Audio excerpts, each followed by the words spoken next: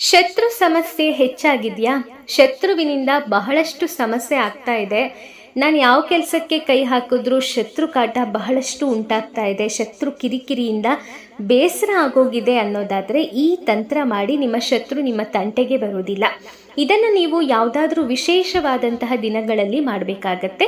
ಅಂದರೆ ಅಮಾವಾಸ್ಯೆ, ಹುಣ್ಣಿಮೆ, ಗ್ರಹಣ ಇಂತಹ ದಿನಗಳಲ್ಲಿ ನೀವು ಇದನ್ನು ಪ್ರಯೋಗ ಮಾಡಬೇಕು. ನಿಮ್ಮ ಶತ್ರುವಿನ ಮೇಲೆ ಒಂದು ನಿಂಬೆ ಹಣ್ಣನ್ನು ತಗೊಂಡು ಅದರ ಮೇಲೆ 8 ಬಾರಿ ಶತ್ರು ಹೆಸರನ್ನು ಬರೀಬೇಕು.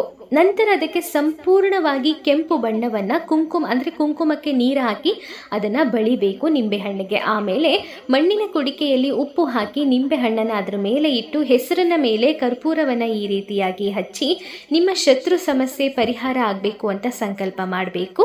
ಆಮೇಲೆ ಈ ಮಣ್ಣಿನ ಕುಡಿಕೆಯನ್ನು ತಗೊಂಡು ಹೋಗಿ ಎಲ್ಲಾದರೂ ನಿರ್ಜನ ಪ್ರದೇಶಕ್ಕೆ ಬಿಸಾಕಿ ಬಂದ್ಬಿಡಿ. ವೀಕ್ಷಕರೇ, ನಿಮ್ಮ ಜೀವನದಲ್ಲಿ ಯಾವುದೇ ಸಮಸ್ಯೆಗೆ ಪರಿಹಾರ ಬೇಕಾದಲ್ಲಿ ಹಿಂದೆ ಗುರೂಜಿಯವರನ್ನು ಸಂಪರ್ಕಿಸಿ.